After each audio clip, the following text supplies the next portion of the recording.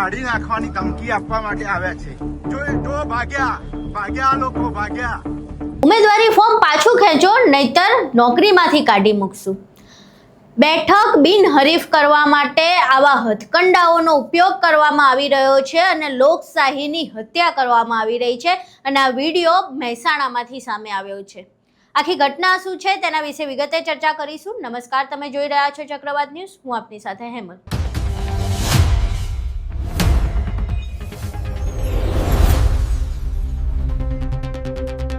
મહેસાણાના વિસનગરમાંથી એક વિડીયો સામે આવ્યો છે જેમાં કોંગ્રેસના એક ઉમેદવાર છે, તેમને કોંગ્રેસ દ્વારા ટિકિટ આપવામાં આવી છે સ્થાનિક સ્વરાજની ચૂંટણી લડવા માટે।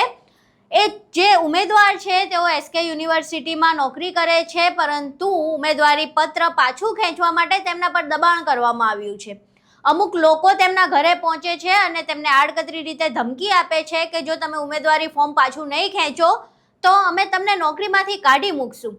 અને આ સમય દરમિયાન એક વ્યક્તિ આવે છે, આખી ઘટનાનો વિડીયો ઉતારે છે અને બાદમાં જ્યારે તે આ બધી ઘટના વિશે વાત કરે છે કે તરત જ જે લોકો ધમકી આપવા માટે આવ્યા છે તે ઊભા થઈને ભાગી જાય છે અને કહે છે આવી કોઈ ઘટના નથી, એટલે તમે આવા ખોટા આરોપો ના લગાવશો। પહેલાં એ આખો વિડીયો જોઈએ જેમાં આ દાવો કરવામાં આવી રહ્યો છે કે જે ચૂંટણી બિનહરીફ કરવી છે, જે બેઠક છે એને બિનહરીફ કરવી છે, તેના માટે કોંગ્રેસના ઉમેદવારને નોકરીમાંથી કાઢી મૂકવાની ધમકી આપવામાં આવી રહી છે। ધવલ પરમાર, જેને વોર્ડ નંબર 8માં કોંગ્રેસમાંથી ઉમેદવારી નોંધાવી છે અને એમના ઘેર ભાજપમાંથી એસકે આ લોકો આવ્યા છે એમને ફોર્મ પાછું ખેંચાવવા અને દબાણ કરવા માટે। આ લોકો જો ભાજપની, તમે જો તાનાશાહી, કોંગ્રેસને લોકશાહી ખતમ કરવા માટે આ ભાઈ એસકે માંથી અમને નોકરી કાઢી નાખવાની ધમકી આપવા માટે આવ્યા છે। ભાઈ આ વસ્તુ ખોટી છે। કોંગ્રેસને આ લોકો જો ભાગ્યા લોકો ભાગ્યા। અહીં તમે વિડીયો જોયો જેમાં દાવો કરવામાં આવી રહ્યો છે કે આ ભાજપના લોકો છે અને મહેસાણામાં જે બેઠક છે સ્થાનિક સ્વરાજની ચૂંટણીની એની બિનહરીફ કરવા માટેના હથકંડા અપનાવવામાં આવી રહ્યા છે, નોકરીમાંથી કાઢી મૂકવાની ધમકી આપવામાં આવી રહી છે।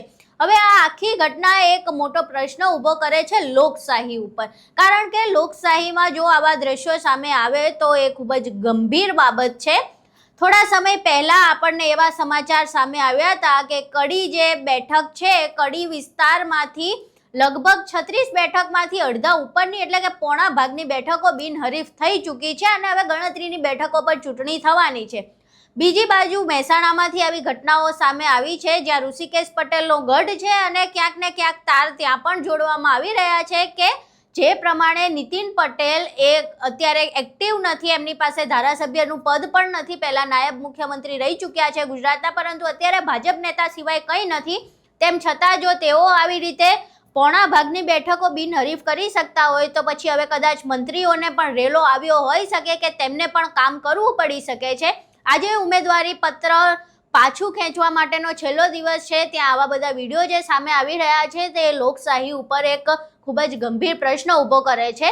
હવે આ કોના દ્વારા કરાવવામાં આવી રહ્યું છે એ પણ એક મોટો પ્રશ્ન છે અને આ જે વિડીયો સામે આવે છે તેને ચૂંટણી પંચ દ્વારા ક્યારે ગંભીરતાથી લેવામાં આવશે તે પણ એક મોટો પ્રશ્ન છે, કારણ કે લોકશાહીમાં જ્યારે બેઠકો બિનહરીફ થાય છે ત્યારે સીધી રીતે જે લોકો છે, સામાન્ય જનતા છે, તેમનો એકમાત્ર એવો મતાધિકાર છીનવી લેવામાં આવે છે અને લોકશાહીની હત્યા કરવામાં આવે છે। એવું કહીએ તો કાંઈ નવાઈની વાત નથી અને આ લોકશાહીની હત્યા માટે જો આવી બળજબરી કરવામાં આવતી હોય તો પછી ચૂંટણી પંચે આ મામલે સતર્ક થવાની જરૂર છે, કારણ કે ગુજરાતમાં આ પ્રમાણે લોકશાહીની હત્યા જોઈ શકાય તેમ નથી। હવે આ જે દાવો છે એ કેટલો સાચો છે અને ભાજપ દ્વારા આવું કંઈ કરવામાં આવ્યું છે કે કેમ અને ચૂંટણી પંચ આ દિશામાં ક્યારે તપાસ કરે છે એ જોવું રહ્યું, પરંતુ જે વિડીયો સામે આવ્યો છે એ ખૂબ જ ગંભીર પ્રશ્ન ઊભો કરે છે। અહીં એ પણ પ્રશ્ન ઊભો થઈ રહ્યો છે કે જે કડીમાં બિનહરીફ બેઠકો આટલી સામે આવી છે કે આટલી બધી બેઠકો બિનહરીફ થઈ છે, શું એમાં પણ આવા હથકંડા અપનાવવામાં આવ્યા હશે? અને જો આવા હથકંડા અપનાવવામાં આવ્યા છે અને નીતિન પટેલ દ્વારા તેનો શ્રેય લેવામાં આવી રહ્યો છે તો તે દિશામાં પણ ચૂંટણી પંચે ગંભીરતાથી તપાસ હાથ ધરવી જોઈએ। હાલ તો આ વિડીયો સામે આવ્યો છે, તે વિડીયોમાં કેટલી હકીકત છે તે ચૂંટણી પંચ તપાસ કરશે, ત્યારબાદ ખબર પડશે, પરંતુ આ લોકશાહીની હત્યા સમાન વિડીયો છે અને આ વિડીયો સામે આવ્યા બાદ ચૂંટણી પંચ કાર્યવાહી કરશે કે કેમ તે જોવું રહ્યું. તમારું આ સમગ્ર વિડીયો સામે આવ્યા બાદ શું માનવું છે? શું ભાજપ દ્વારા ખરેખર આવા હથકંડા અપનાવવામાં આવી રહ્યા છે? જે બેઠકો બિનહરીફ જાહેર થઈ રહી છે તેના વિશે તમારું શું માનવું છે? તમારા મંતવ્યો અમને કોમેન્ટ બોક્સમાં જરૂર જણાવજો. વિડીયો પસંદ આવ્યો હોય તો વિડીયોને લાઇક કરજો અને લોકશાહી બચાવવા માટે આ વિડીયોને બને એટલો શેર કરજો અને અમારી ચેનલને સબસ્ક્રાઇબ કરવાનું ભૂલશો નહીં. નમસ્કાર.